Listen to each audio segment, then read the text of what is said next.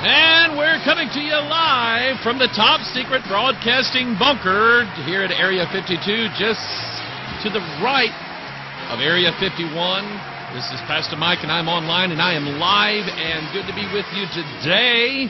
I found a very interesting, I was sitting over at the ER today. My father-in-law was taken over there. I tweeted this when we got over there. And my father-in-law is having some minor chest pains. If you watch our church service, he's the guy sitting not in the front row, but in the second front row. You always see this, like that. You always see the back of his head. And he has a history of heart trouble and things related to that. And I appreciate everybody's prayers for him. He is stable. He is in some minor pain.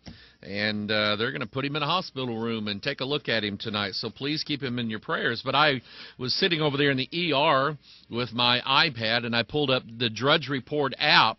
And this is undoubtedly intentional. I don't know where Matt Drudge stands with the Lord. I don't know what his opinion is of conspiracy theories or whatever. I like his website, and I like the news stories that he covers. He seems to be kind of a straight arrow. But this is what you saw when you pulled up the Drudge Report app today, and probably online. I haven't looked at it online on my desktop computer. You got Putin and Mr. and Mrs. Hussein and Hillary all giving you the all-seeing eye symbol. And there is plenty of things going on in the world that just sort of relates to that. I have not read this yet, but I've seen little hints of it, and I'm being told that Ahmadinejad, once again, goes in front of the United Nations and says, we still need a new world order. What are we waiting on? We've got to have a new world order here.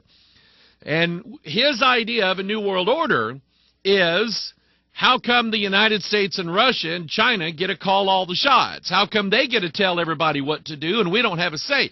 His idea of the New World Order, I guess, is Iran wants to have a big vote here. We want to have a big piece of the pie. Let all the little guys have a say-so in what's going on.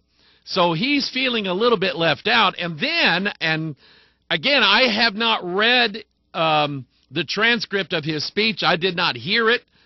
But apparently he is, somebody correct, Ariel, correct me if I'm wrong, but apparently he talked about how he is waiting for the 12th Imam to return and come back with Jesus Christ and fix all the world's problems and cut everybody's heads off that's not a Muslim and create a new world order.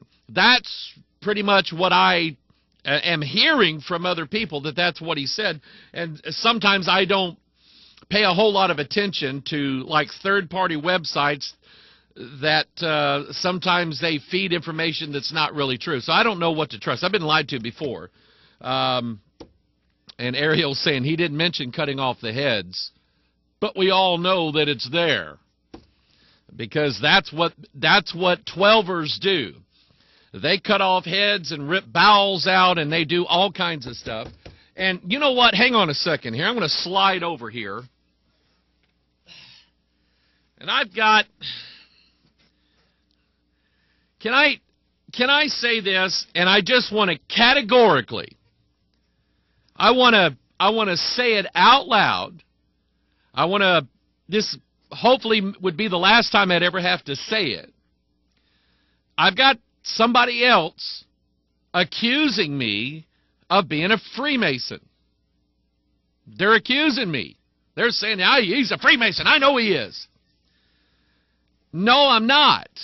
As somebody had asked me a question, they said, Pastor Mike, do you know of any way in the world that I could find out if like a pastor or somebody in our church is a Freemason? Is there any way that I could find out?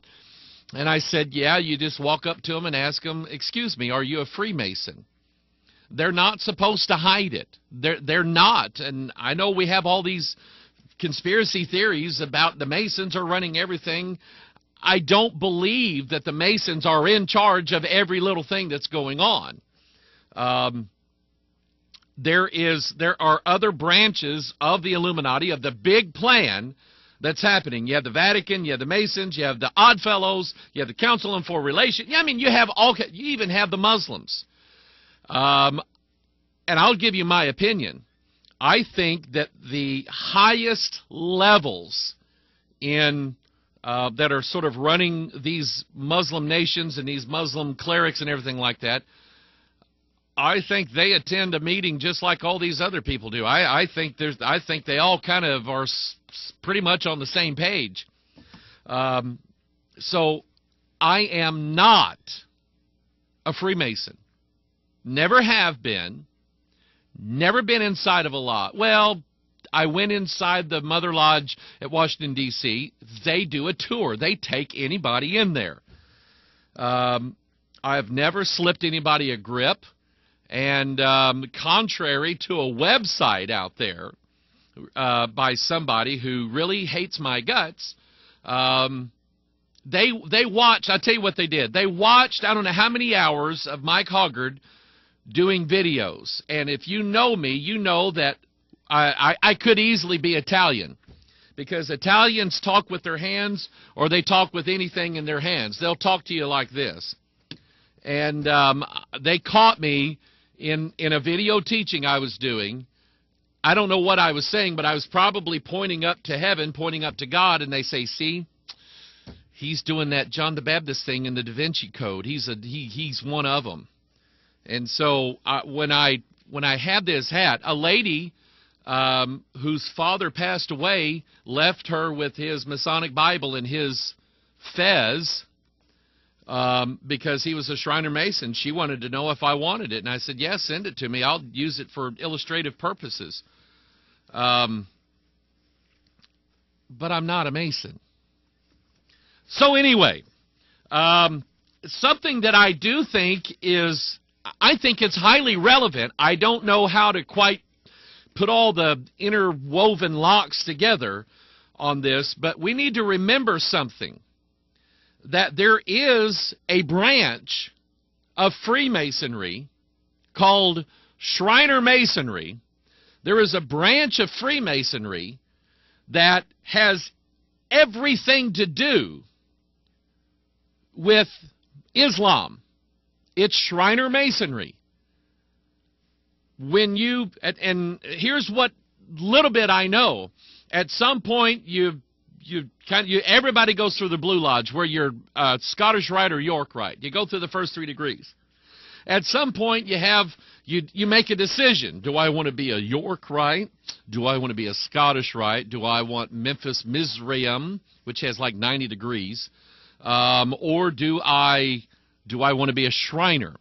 I have an uncle down in Jacksonville, Arkansas. I love him dearly, but I pray for him all the time. He is a 32nd degree Shriner Mason and a member of his local large Baptist church, Southern Baptist Church. And I've got something on Southern Baptist. We're going to talk about them in a minute.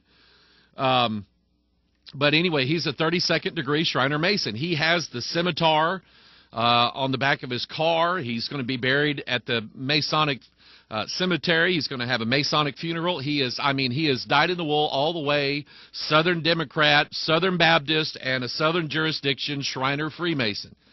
And I've tried to talk to him before, and it's just running into a brick wall. But I think it's important that we remember that there is a whole branch of a secret society that these people do exude some amount of power, and it's all about the secrets and the mysteries of Islam. And so anyway, there's something going on there. Oh, that fell on the ground. Now I have to burn it. All right, I have about 20,000 different news stories to cover today. I've got, well, let's see, I didn't want that. Let me pull this up here. Where do I begin? Where do I begin? Where do I begin? France set to ban the words mother and father from official documents. This is going to get interesting because we already have a situation where we have, they're talking right now. In fact, I had a piece of paper on my desk. I was going to bring it up. Somebody sent it to me, and I appreciate it. We're already dealing with the issue of a human being having multiple parents, like 3 or more parents. This is unheard of. Every common law and every legal jurisdiction in the world has some sort of basis of a human being having a mother and a father.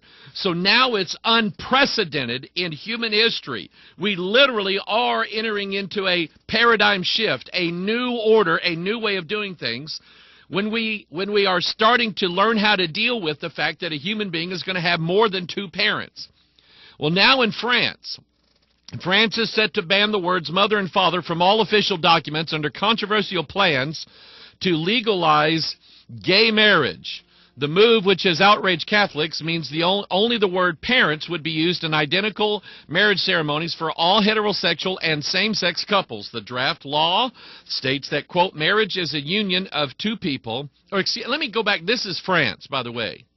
The draft law states that, quote, marriage is a union of 2 people, a different or the same gender. It says all references to mothers and fathers in the Civil Code, which enshrines French law, will be swapped simply parents. The law would also give equal adoption rights to homosexual and heterosexual couples. Justice Minister Christiane Taubira told France's Catholic newspaper La Croix, quote, who is to say that a heterosexual couple would bring a child up better than a homosexual couple? That's like the worst British French female accent I've ever had in my life. I'm moving on. Here's another one from WorldNet Daily. I had these pulled up for Tuesday, never got time to do it. Kindergartners to applaud gay history. Broward County School Board members on Wednesday are expected to approve a formal resolution in support of Lesbian, Gay, Bisexual, Transgendered History Month, which takes place every October, right at Halloween.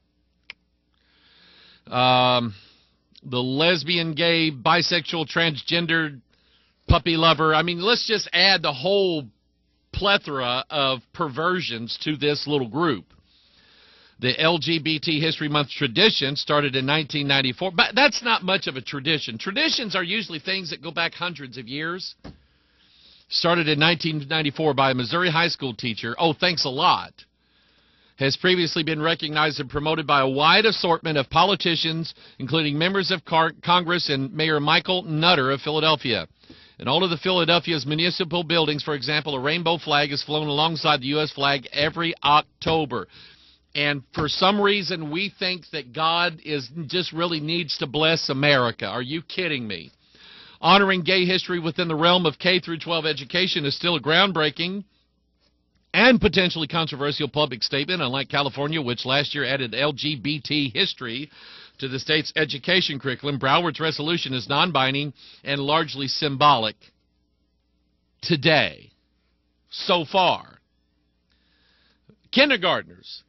Kindergarten children, before we teach them to read, write, or do arithmetic, the 3 R's, before we teach them the necessary functions of living in a civilized society, which is to educate their brains on how to read, write, and do math.